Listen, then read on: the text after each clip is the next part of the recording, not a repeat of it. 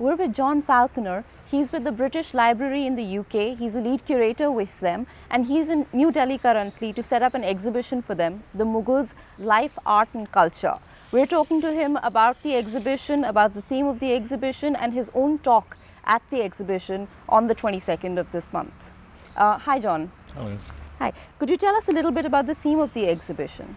Well, it's drawn largely from or almost entirely from the collections of the British Library, and we've tried in the exhibition to give a full picture of the history of the Mughal Empire from its beginnings in the 16th century right up to its dissolution in the middle of the 19th century. And we've looked at that through the art of the Mughal Empire, through its cultural and scientific achievements. So there's a very wide range of paintings, books, manuscripts, and we hope to tell the story of a remarkable cultural achievement in South Asia over that period. And you also showed this exhibition earlier this year in London. Why did you decide to bring it to New Delhi now so soon?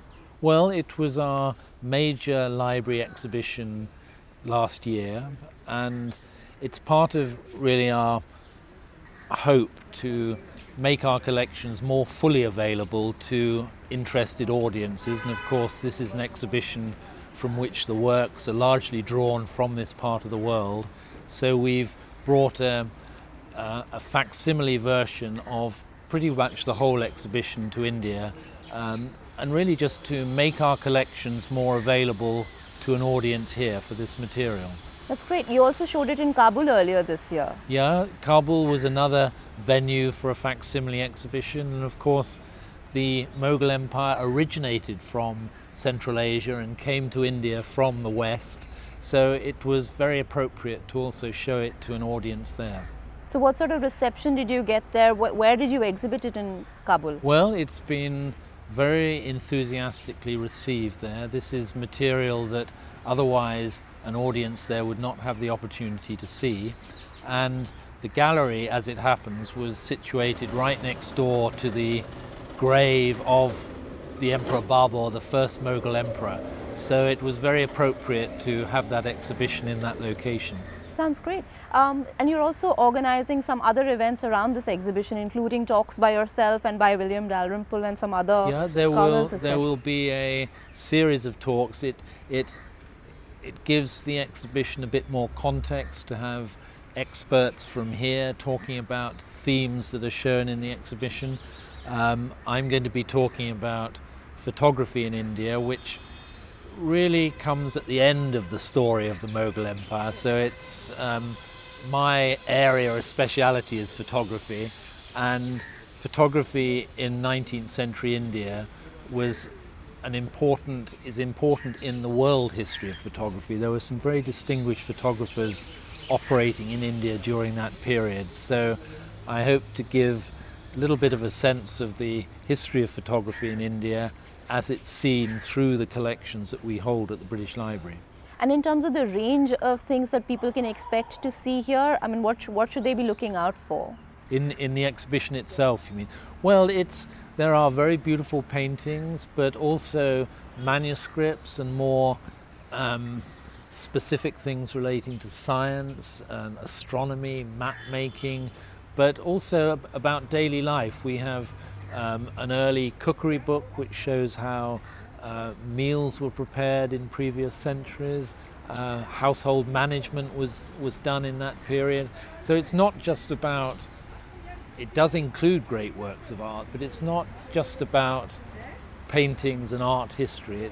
We're trying to give the broadest possible context to a huge cultural achievement that the Mughal Empire represented.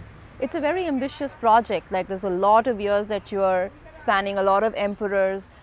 Is there a story that you're trying to tell through the exhibition, something that we haven't seen before?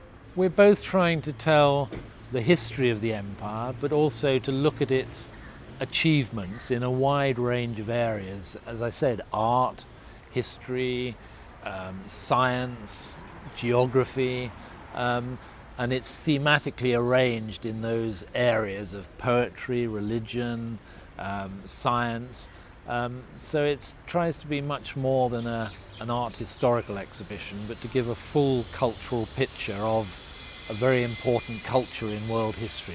And is the British Library also doing other projects with the Government of India to bring more collections here? Well, we do have a mission to make our collections accessible to the widest audience, and this exhibition is one example of that. But we have other projects which we're working on with our Indian collections. We're putting all our company paintings, company school paintings online, so they'll be accessible to an audience here. The problem is we have a wonderful collection in London, but of course not many people have the opportunity to go and study it in London. So the more we can put online or show through exhibitions, then we can increase the audience for what is really a shared cultural heritage. So where can people access these things online? You already mentioned that some company school paintings have been put up. Where can people access these? These are available if you go to the British Library website. They can be found from there in our digitized collections. Brilliant. Thank you so much for your time, John, and we wish you all the best for the exhibition and for the talk. Thank you very much.